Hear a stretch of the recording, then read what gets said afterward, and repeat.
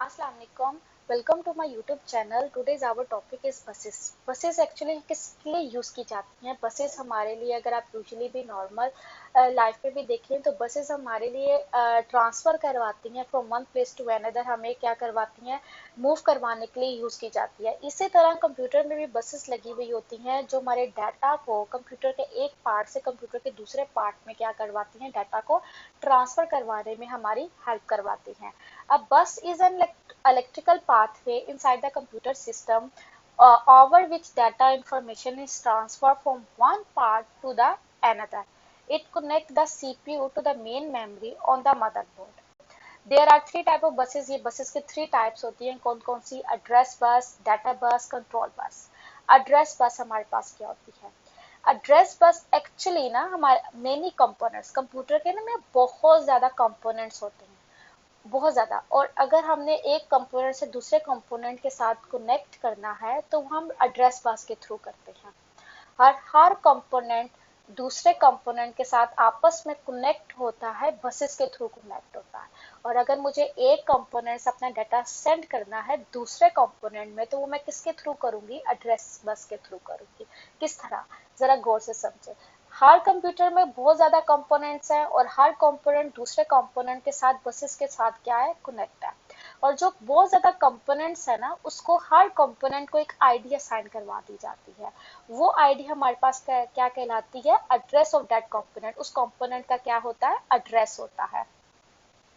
और अगर मुझे अपने एक कंपोनेंट से दूसरे कंपोनेंट तक कम्युनिकेट करना है तो वो मैं किसके थ्रू करूंगी? मैं क्या यूज करूंगी? मैं एड्रेस बस यूज करूंगी, क्योंकि मुझे उस एक कंपोनेंट से क्या करना है? कम्युनिकेट करना है। अब देखें हमारे पास क्या है?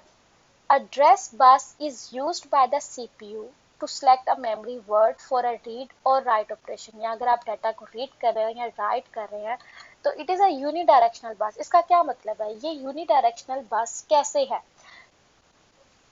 इसका मतलब यही है कि it can carry information only in one direction. कि ये एड्रेस बस अपने अंदर डाटा को जो कैरी कर रहा होगा वो सिर्फ एक ही डायरेक्शन में करेगा। तो ये हमारे पास क्या कहलाएगी? यूनिडायरेक्शनल कहलाएगी। It is uni because information flow in only one direction.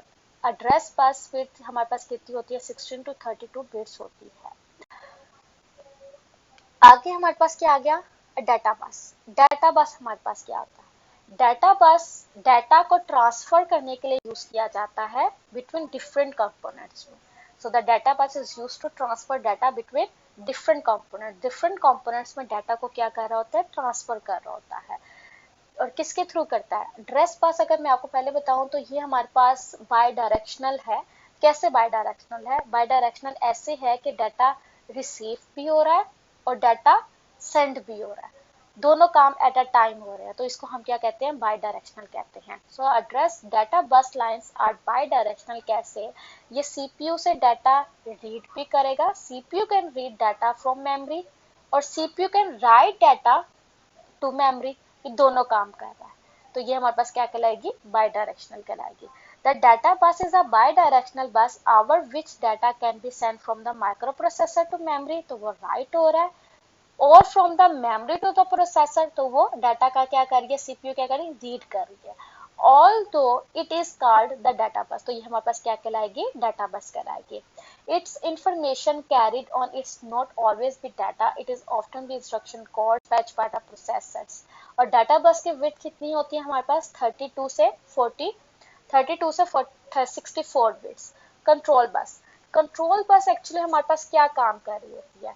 Control bus देखिए हमारे पास इन सब प्रोसीजर्स को क्या कर रही होगी? कंट्रोल कर रही होगी। जो डाटा जा रहा है, डाटा आ रहा है और किस एड्रेस में डाटा जा रहा है, एड्रेस बस उस एड्रेस एलोकेट करेगा कि आपने इस एड्रेस पे जाना है, वो हमें एड्रेस बता देगा और डाटा हम जो डाटा को क्या कर रहे हैं? सेंड कर रहे हैं। तो कंट्रोल बस इस सब प्रोसीजर्स को क्या कर रहा होता है? कंट्रोल कर रहा होता है हमारी बैक साइड पे। तो so the control bus is use to transmit, is use to transfer different component और control signals from one component to another component. मतलब कंट्रोल सिग्नल इन सबको क्या क्या कर रहा होगा, जो एक कंपोनेंट से दूसरे कंपोनेंट में डाटा जा रहा है उन सबको क्या कर रहा होगा, कंट्रोल कर रहा होगा।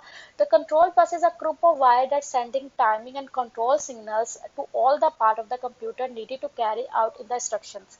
Some of the control lines are output from the processors, another are inputs of microprocessor from I devices। तो कंट्रोल बस की width हमारे पास कितनी होती है, 8 to 16 बिट्स होती है। Thank you so much for watching.